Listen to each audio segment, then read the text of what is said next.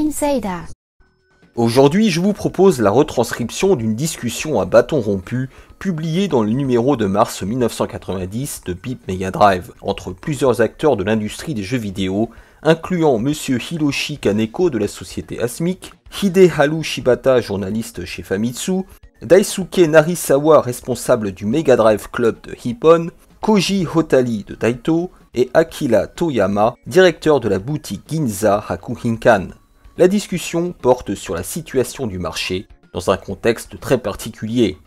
La Mega Drive peut-elle sauver l'industrie des jeux vidéo ? Récemment, on entend souvent dire que l'industrie des jeux vidéo manque de vitalité, malgré le lancement successif de nouveaux modèles de PC Engine, la pénurie de Game Boy et l'afflux sans précédent de nouvelles sorties pour la Mega Drive en août dernier.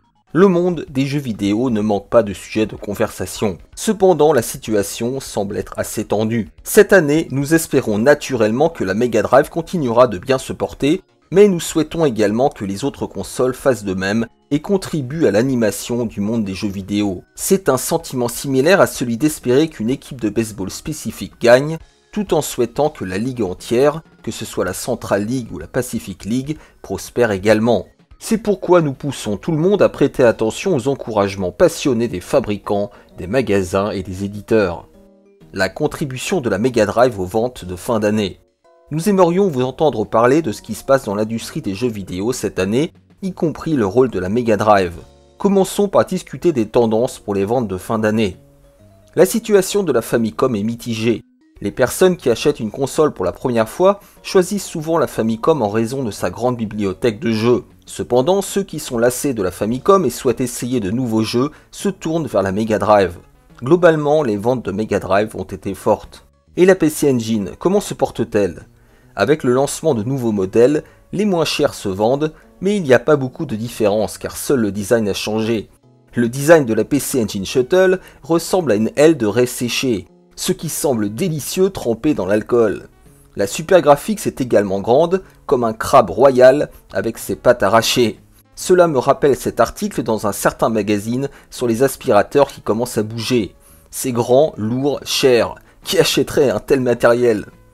La Super Graphics a attiré l'attention et s'est bien vendue initialement avec de nombreuses demandes de renseignements. Mais cela s'est arrêté là.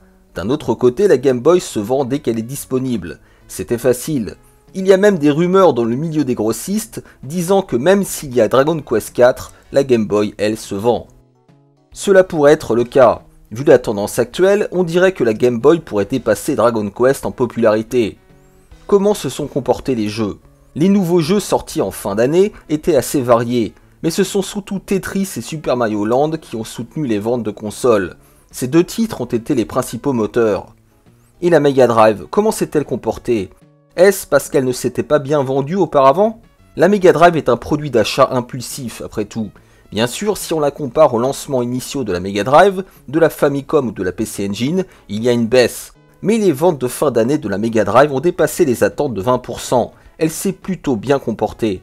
Entendre que la Mega Drive s'est bien vendue est surprenante. Qu'en est-il des jeux ?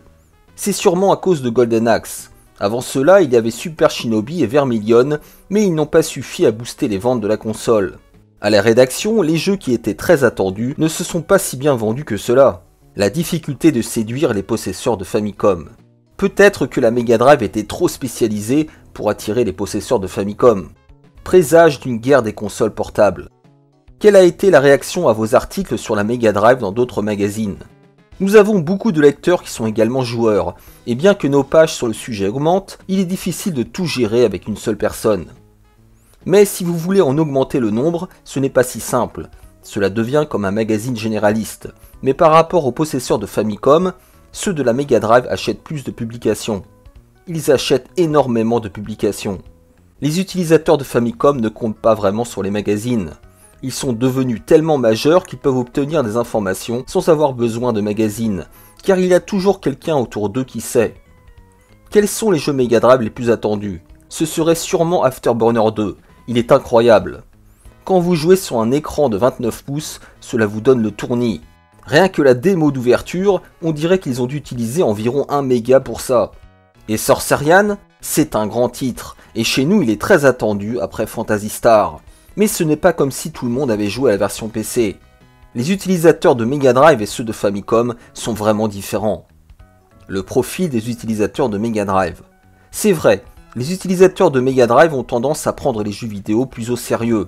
Par rapport à cela, les utilisateurs de Famicom sont généralement plus jeunes. Dans ce contexte, les jeux basés sur des personnages de licence, comme ceux de Bandai, peuvent être efficaces.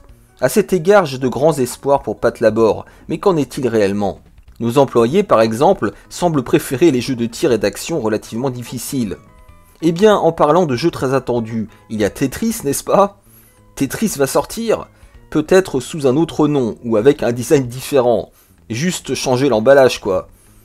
Si Tetris était sorti, il aurait probablement eu une pénurie de consoles. Les histoires de droits d'auteur n'intéressent pas vraiment les utilisateurs.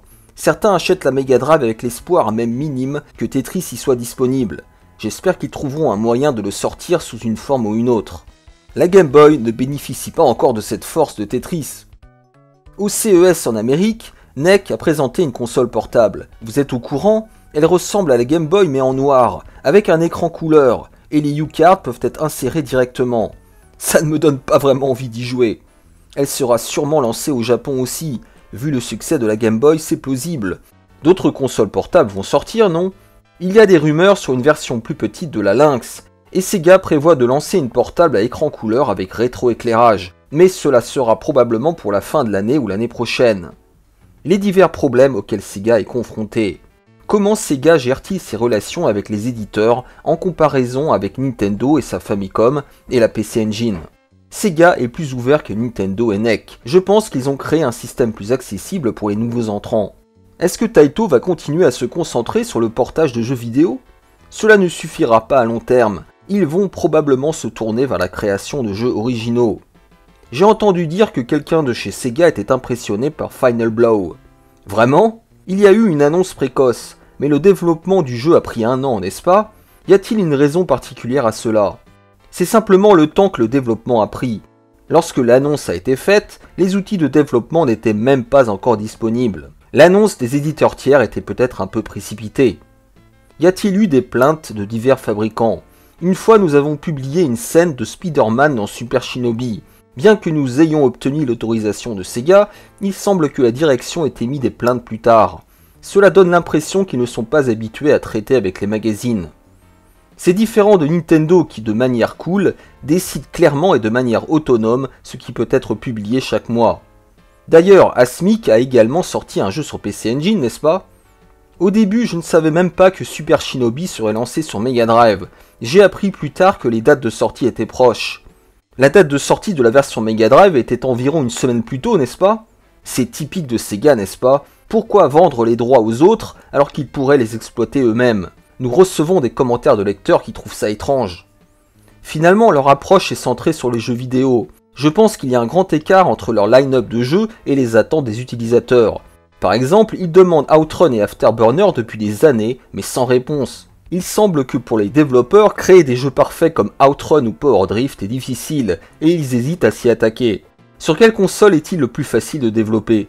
La Mega Drive est la plus facile à exploiter, mais parfois en surmontant les difficultés de la PC Engine, on peut créer quelque chose de mieux. Combien de temps faut-il entre la finalisation et la sortie d'un jeu ? Pour la Famicom, cela prend environ 6 mois. Pour le CD-ROM, j'ai entendu dire que c'est 2 semaines. Il y a encore des problèmes avec les CD-ROM, mais leur potentiel est excitant, alors misons sur l'avenir. Sega suivra-t-il son propre chemin ? Il est temps de conclure, mais comment voyez-vous l'avenir de la Mega Drive cette année ? En ce qui concerne les consoles, la Mega Drive est la seule à se vendre bien depuis le début de l'année. Si la Mega Drive est à 10, alors la PC Engine est à 1 ou 2, avec la Famicom quelque part entre les deux. Donc cette année est l'année de la Mega Drive ? Je ne peux pas dire.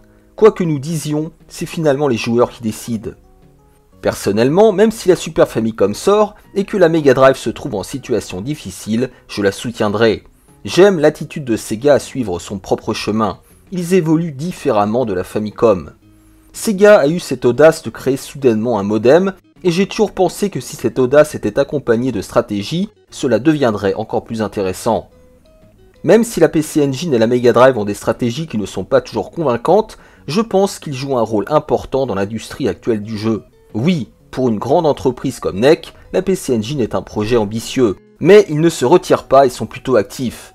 Cette attitude est précieuse pour l'industrie dans son ensemble. C'est vrai, nous n'avons pas d'autre choix que d'encourager Sega. C'est pourquoi j'ai été un peu dur pendant cette discussion. Merci à tous, continuons à travailler pour le développement de l'industrie des jeux vidéo. Cette discussion décontractée est intéressante à plusieurs égards.